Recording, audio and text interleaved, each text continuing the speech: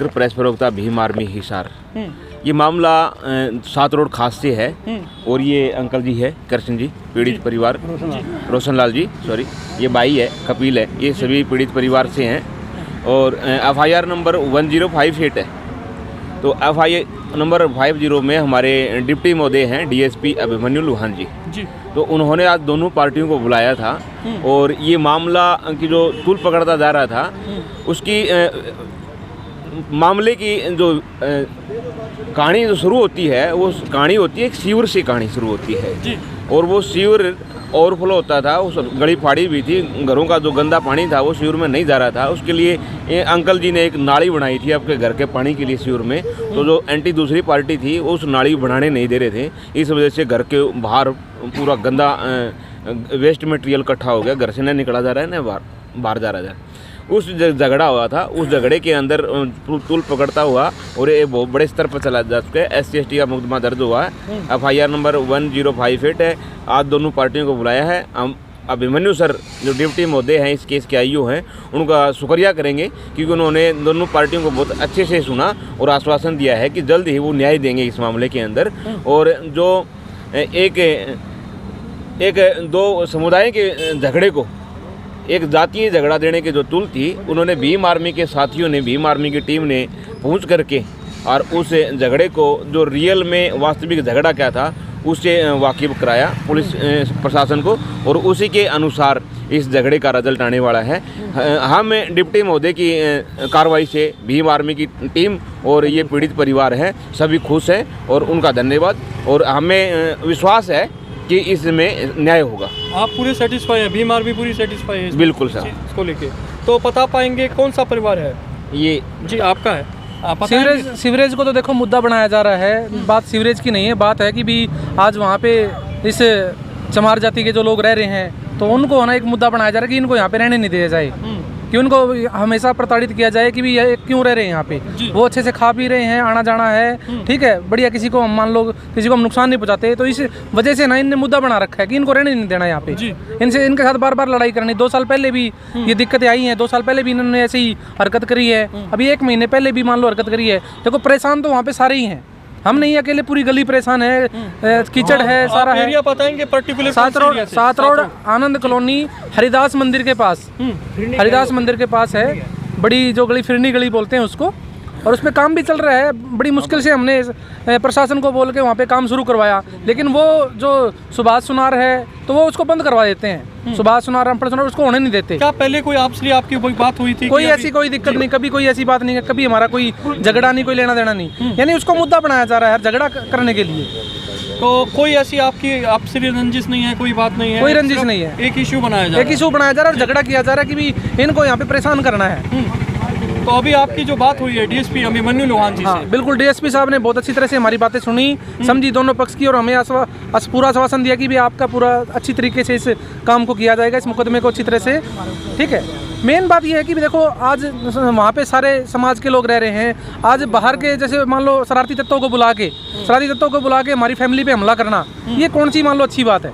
सबसे बड़ी बात ये, जब हमने ये एक्शन लिया है, नहीं तो हम ये एक्शन लेते भी नहीं। जो वारदात हुई है सुबह के टाइम हुई है, रात के टाइम? दोपहर के टाइम हुई है, ये दोपहर के टाइम हुई है, और धमकी भी दे रहे हैं कि भाई हम यहाँ पे आपको जिंदा नहीं छोड़ेंगे, यहाँ पे रहने नहीं देंगे, हम रात के 12 बजे तक आपको मार देंगे। तो इस तरह की धमकी भी हमारे सामने आ रही है। तब हमने पूरा का पूरा गवर्नमेंट का दरवाजा खटखटाया है और इसमें फिर FIR कटवाई है। दूसरा पक्ष अभी मौजूद है कि वो चला गया है? और दूसरा पक्ष जो है वो चला गया है, वो चला गया है। हाँ बिल्कुल बिल्कुल। तो भीम आर्मी के सहयोग से ही मान लो, हमें तो कुछ नॉलेज ही नहीं थी ना, तो हमने कभी झगड़े किए, हमें पता ही नहीं है क्या था। तो इन्होंने हमारे अधिकार के बारे में बताया भी, आप जब तक अपने अधिकारों के लिए अगर इस तरह से FIR नहीं कटवाओगे तो जब तक मान लो आपको कोई समाधान नहीं होगा, तो ऐसे ही आपको ये परेशान करते रहेंगे। तो भीम आर्मी का बहुत बहुत धन्यवाद करता हूँ मैं, जो इन्होंने हमारा बिल्कुल एक बड़े भाई की तरह हमारा साथ दिया जी। तो थैंक यू भीम आर्मी जी, धन्यवाद। एक बार नाम बता दीजिए। सुधीर जी 7 रोड से जी। ये सुधीर जी थे 7 रोड से, जो पूरा मामला बता रहे थे। और जहाँ भीम आर्मी की बात आती है, एक एक्टिवली मेंबर है जो प्रदीप भाकर जी है, उनसे मैं बात करूँगा। प्रदीप जी, एक बात आ रही है कि भीम आर्मी एक्टिव होकर आगे चल रहा है। सबसे पहले तो मैं आप लोगों का धन्यवाद करना चाहता हूँ कि आप अपना इतना कीमती समय निकाल के समाज में पहुंचते हो और लोगों की बाइट दिखाते हो, यानी कि बहुत ज़्यादा श्रेय आप लोगों को जाता है कि समाज की बातें आप लोगों तक प्रशासन तक पहुँचाने का काम करते हो। दूसरी बात ये है सर कि जहाँ पे भी अत्याचार होता है ना, हमारे लोगों ने बहुत अत्याचार देखे हैं, लेकिन अब भीम आर्मी के जो पदाधिकारी हैं, जो कार्यकर्ता हैं, ग्राउंड लेवल पर जो काम करते हैं, अब लोग ये चीज़ें सहन नहीं करेंगे। अब जहाँ पे भी हमारे लोगों को धमकाने की कोशिश करी जाएगी, भीम आर्मी वहाँ पे पहुँच जाएगी। तो जहाँ पे प्रशासन की बात आएगी तो भीम आर्मी वहाँ पे पहुँच जाएगी। हम अब किसी से ना तो अपने समाज के लोगों को दबा कुचला देखना चाहते, ना किसी को उनके ऊपर अत्याचार करेगा कोई भी बंदा, हम उनको छोड़ने वाले। तो प्रदीप जी, केवल भीम आर्मी हिसार में ही एक्टिवली कर रही है? आपकी बात करता हूँ, क्या आसपास की जैसे और बात आती है, उकलाना, हांसी, फतेहाबाद, क्या वहाँ भी एक्टिवली आप जाते हैं? सर, हिसार के अंदर 7 हलके हैं और 7 हलकों में मैं जाता हूँ और 7 हलकों में हमारी बड़ी ज़बरदस्त टीम है। वहाँ के हमारे पदाधिकारी, हल्का अध्यक्ष, हल्का उपाध्यक्ष, महासचिव, प्रभारी, हर जगह के बहुत एक्टिव हैं। कहीं पे भी कोई एट्रोसिटी होती है, हमारे साथी वहाँ पे पहुँच जाते हैं। आज भी यहाँ पे हमारे कम से कम 100 से 150 साथी आए हुए थे, भीम आर्मी के जितने भी लोग हैं हिसार के एक्टिव साथी। दूसरी बात ये कि भीम आर्मी कभी हिसार का संगठन नहीं है, ये नेशनल लेवल का संगठन है। ये डॉक्टर हमारे जो एडवोकेट चंद्रशेखर रावण जी का संगठन है, वो विचारधारा के ऊपर काम करते हैं और ये भीम आर्मी पूरी विचारधारा के ऊपर। तो जैसे आपने प्रदीप जी चंद्रशेखर जी की बात करी, तो क्या वो चुनावी दंगल में भी आने वाले हैं कि ऐसा महाराष्ट्र में उन्होंने एक एंट्री करी है? सर, वो एक अलग मुद्दा है। हम सामाजिक बात करेंगे और जो राजनीतिक जो बातों के ऊपर हमारे संतलाल अम्बेडकर जी को ज़्यादा पता है। बस मैं सामाजिक संगठन के दायित्व से ही काम करता हूं। प्रदीप बानकर जी, एक सवाल हम करना चाहेंगे आपसे कि आज जो एट्रोसिटी के मामले लगातार बढ़ते जा रहे हैं, तो आज भी आप आए थे, तो क्या एक मामले के लिए आए या और मामलों पे भी डीएसपी से आप मिले हैं, तो बातचीत हुई आपकी? सर, आज हम ना 2 मामलों के लिए आए थे, बल्कि 3 मामलों के लिए आए थे। और जो यहाँ पे हमारे हिसार में जो हमारे आदरणीय बहुत ही सम्मानित डीएसपी हमारे लोहान साहब है, अभिमन्यु लोहान साहब है, वो बहुत ही हमारा बहुत ज़्यादा मतलब ध्यान रखते हैं, हमारी बातें सुनते हैं। मैं आज बहुत ही ज़्यादा संतुष्ट हूँ अभिमन्यु लोहान साहब से कि उन्होंने बहुत ही अच्छे तरीके से और फेवर जो काम करते हैं, हम जितना उनका धन्यवाद करना चाहिए उतना कम है। अभिमन्यु लोहान साहब जैसे ऑफिसर को की हर सिटी में ज़रूरत है, जैसे वो जिस हिसाब से काम करते हैं, मैं उनको सलूट करना चाहता हूं कि ऐसे ही काम करते रहें। पूरा समाज उनके साथ खड़ा हुआ है। प्रदीप जी, आप कह रहे हैं हमारे बड़े ही अधिकारी जो है सम्मानित है, माननीय है, वो है, उनकी ड्यूटी है समाज को एक न्याय दिलाने की और समाज की जिसके साथ में न्याय होता है उसकी आवाज़ उठाना पुलिस की ड्यूटी है। क्या आपको लगता है कि जब भीम आर्मी यहाँ पे कार्य करती है तभी मुकदमा दर्ज किया जाता है, तभी जाँच आगे बढ़ती है, वरना क्या होता है? बहुत सारी जगह पे ऐसा होता है कि भीम आर्मी जहाँ तक एंटर नहीं करती तब तक मुकदमे दर्ज नहीं होते। जैसे कि मैं अगर कुछ मुद्दे मेरे हैं अलग हल्के में, मैं नारनौंद हल्के में भी एक लड़की को परेशान किया जा रहा है पिछले 4 महीने से, ठीक है, उनकी बातें नहीं सुनी जा रही पिछले 4 महीने से, और वो पीबार घूम रहे हैं पिछले 4 महीने से। दूसरा, रेप की पूरी कोशिश करी जा रही थी, हमारे पास में एविडेंस आ गए, उसके बाद में पर्चा दर्ज हो गया, हर चीज़ दर्ज हो गई, उसके बाद में कोई पुलिस कार्रवाई नहीं कर रही। लेकिन भीम आर्मी के लोग वहाँ पे पहुँचे, तब उन्होंने आश्वासन दिया कि हम इसके ऊपर काम करेंगे। हमारे बहुत से अधिकारी जो हमारे साथ में बिना हमारे पहुँचे भी काम करते हैं, ठीक है, हमारे फ़ोन पे भी काम करते हैं। और हमारे भीम आर्मी का मतलब ये है सर कि जहाँ पे हमारे लोगों की बात नहीं सुनी जाएगी, हम वहाँ पे पहुँचेंगे। प्रदीप जी, एक प्रश्न है, कई बार एविडेंस होते हैं, एविडेंस के बावजूद भी आगे जो होता है इन्वेस्टिगेशन नहीं होती है, इस बारे में क्या कहेंगे? एट्रोसिटी की बात आ रही है। हाँ सर, ये तो सदियों से चलता आ रहा है कि जब भी एविडेंस, बहुत सारे एविडेंस हमारे पास में होते हैं, लेकिन उसके बाद भी पुलिस प्रशासन काम नहीं करता, सोया रहता है, उसको जगाने का काम करती है फिर भीम आर्मी। तो क्या संदेश देना चाहेंगे शॉर्ट में जो देख रहे हैं कि भीम आर्मी की क्या आगे एक्टिविटी होने वाली है? सर, भीम आर्मी की हर गांव स्तर से लेके ऊपर तक एक्टिविटी होने वाली है। आज हमारे पास में हर गांव में, हर कस्बे में, हर जगह पे भीम आर्मी के लोग काम कर रहे हैं और बहुत ही जल्द हम संविधान जिंदाबाद की यात्रा निकालना मतलब कोशिश करेंगे। जी, आपके सामने भी काफ़ी मामले आते रहे हैं और जो है एट्रोसिटी के मामले भी दर्ज, SC/ST के मुकदमे दर्ज होते रहे हैं और वो जो है स्थानीय पुलिस द्वारा निरस्त भी किए जाते रहे हैं। इसके बारे में क्या कहेंगे कि आप अपनी बात को ठीक से नहीं रख पा रहे हैं या फिर कोई और कारण? सर, हमारे पास में जो भी मुद्दा आता है हम अपनी बात को ठीक से रख पाते हैं।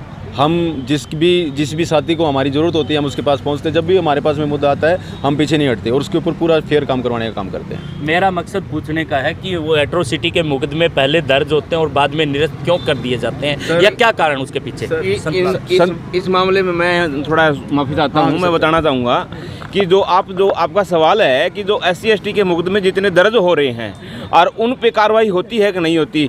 इनके ऊपर मेरा ये मानना है कि जो इसमें अमेंडमेंट 2015 का जो अमेंडमेंट आया है SC/ST का, इसके अंदर ना कुछ अधूरी बातें रखी गई हैं। उन्होंने क्या किया है उस एक्ट के अंदर, सरकार ने जो मैं कहूँगा कि नपुंसक सरकार है, जो भारतीय जनता पार्टी की सरकार है, जो मोदी की सरकार है, उन्होंने जो अमेंडमेंट किया है उसके अंदर क्या किया, जो जुडिशियरी के जो जज साहब है, जो पुलिस के IO है, जो डिप्टी है, उनको न जज की उपाधि दे दी है।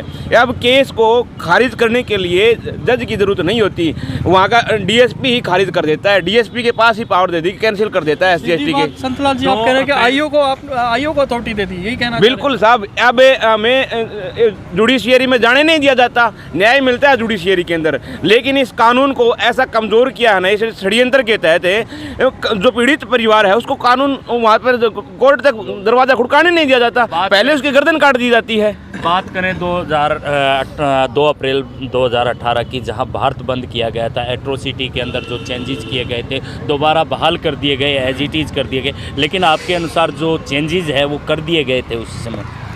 मेरे हिसाब से वो चेंजेस किए थे, अब उनमें बदलाव करने की ज़रूरत है। जिसे बहुजन समाज के अंदर ने जागृति के साथ जो 2002 अप्रैल का जो भारत बंद किया था, जिस मुद्दे से मकसद से किया था, उनको रास्ते से भटका दिया इस सरकार ने। उस जिस मकसद से जो SC/ST के जो दोबारा से मजबूत करने के लिए किया था, इन्होंने कमज़ोर कर दिया। हर रोज़ 2010 के अंदर आंकड़ा होता था कि साल के अंदर गिनती के 10, 20, 50 केस होते थे SC/ST के, आज के दिन हज़ारों केस हो रहे हैं। उसका मकसद सरकार का सीधा सीधा ये है कि इसे SC/ST एक्ट को कमज़ोर करने का, कि भाई पुलिस के अंदर SC/ST के मुकदमे ज़्यादा दर्ज करो, कैंसिलेशन दिखाओ, झूठे दिखाओ और इसको कमज़ोर कर दो, दोबारा से खारिज कर दो। क्या लगता है संतलाल जी, जो मांग है आपकी SC/ST का मुकदमा तो दर्ज कर लिया गया है, क्या ये कोर्ट तक पहुंच पाएगा? हमारी इसके अंदर ये भीम आर्मी सिपाही होने के नाते हमारी ये दिलो इच्छा है कि इस देश के अंदर हमें 2 अप्रैल जैसा एक दोबारा भारत बंद करना पड़ेगा, और जो जुडिशियरी की जो पावर है, जो जज की पावर है और जो DSP साहब को दी हुई है, वो पावर जज के पास ही होनी चाहिए।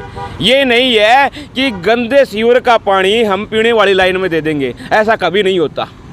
तो ये, और भाई साहब का एक सवाल था कि आप, मैं रिपीट करना चाहूँगा कि आप रिपीट करें वो सवाल आपका, जो पॉलिटिक्स के ऊपर सवाल था। जैसे महाराष्ट्र में देखा गया, चंद्रशेखर जी की बात है, एक महाराष्ट्र में उन्होंने अभी एक रोड शो निकाला था जी, क्या कोई चुनावी दंगल की भी तैयारी है? ऐसे है जी, भीम आर्मी भारत एकता मिशन एक सामाजिक संगठन है, और सामाजिक संगठन वो बना है कि इस देश में जितनी बुराइयां फैली हुई हैं और जो असमानता है, जो कास्टिज्म है, उन सभी बुराइयों को ख़त्म करके, और एक जो हमारे क्या कहते हैं, एक आज़ाद समाज का निर्माण करने के लिए हमारे एडवोकेट, माननीय एडवोकेट चंद्रशेखर आज़ाद रावण ने एक आज़ाद समाज पार्टी का निर्माण किया है। और वो आज़ाद समाज पार्टी करेगी जो इस देश के अंदर असमानताएं हैं, जो हमें हक नहीं दिया जा रहा है, बराबरी का हक नहीं दिया जा रहा है, राजनीति से वंचित, नौकरियों से वंचित, शिक्षा से वंचित, गरीब गरीब होता जा रहा है, अमीर अमीर होता जा रहा है, इसके बीच में जो दरार है उसको ख़त्म करने के लिए और सभी को हक बराबरी का हिस्सा देने के लिए एक आज़ाद समाज पार्टी का निर्माण किया है। जो साथी, क्योंकि जो पावर है वो पावर राजनीति के अंदर है, ठीक है जी, सामाजिक संगठन के साथ में जो साथी पॉलिटिक्स में इच्छुक होगा, वो आज़ाद समाज पार्टी एक ऑप्शन है। आज उसे माननीय एडवोकेट चंद्रशेखर एक इंटरनेशनल स्तर पे, जैसे कि टाइम्स मैगजीन में पीछे से आपने सुना होगा कि एकमात्र इस देश का प्लेटफॉर्म की बात करी आपने, प्लेटफॉर्म कह रहे हैं, एक प्लेटफॉर्म है जो करना चाहते हैं, अभी आपने जो कहा, क्या ऐसा है? बिल्कुल साहब, ये प्लेटफॉर्म है हमारे समाज के लिए। पहले हमारे पास एक BSP का एक मात्र रास्ता होता था, अब एक रास्ता नहीं, अब 2 रास्ते हो गए हैं। और अब जो अच्छा लगे, जो अच्छा काम करेगा समाज के लिए, भीम आर्मी दिन रात समाज के लिए, कहाँ एट्रोसिटी होती है ये नहीं देखती कि इसकी क्या जाति है, क्या धर्म है, उधर जाके उसके पीड़ित परिवार की आवाज़ बढ़ती है और पुलिस से झगड़ती है, रोडों पर आती है, न्याय दिलवाती है। विक्टिम के साथ खड़ी है, जो भी विक्टिम होता है, जो भी मतलब कि जिसके साथ अन्याय हो रहा है, क्या सभी के साथ खड़ी है बीमारी? बिल्कुल बिल्कुल सही हो रही है। इस देश की बहन किसी भी धर्म की हो, किसी भी जाति की हो, अगर उसके साथ गलत कहीं होता है, उधर भीम आर्मी की टीम दिन रात तो राउंड द क्लॉक उधर हाजिर रहती है, और उसको जब तक न्याय नहीं मिलता तब तक हम उधर खड़े रहते हैं, कंधे के कंधा मिलाकर।